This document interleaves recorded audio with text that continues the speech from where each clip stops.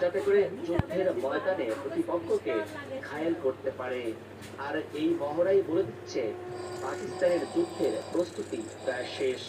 এবার পেহেলগামের ঘটনায় ভারতের প্রধানমন্ত্রী নরেন্দ্র মোদীর ৩৬ ঘন্টায় পাকিস্তানে হামলা করবে এর জবাব দিতে পুরোপুরি প্রস্তুত পাকিস্তান।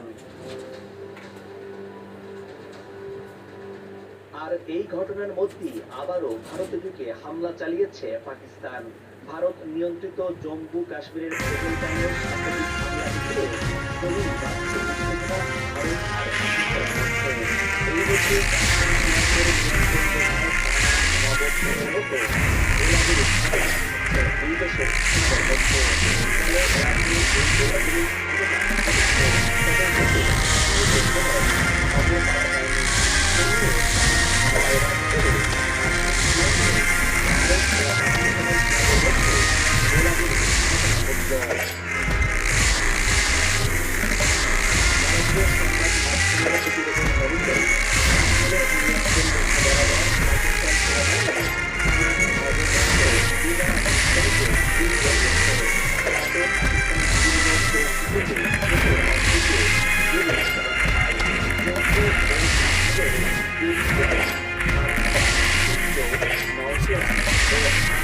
অবস্থিত ভারতীয় লক্ষ্য করে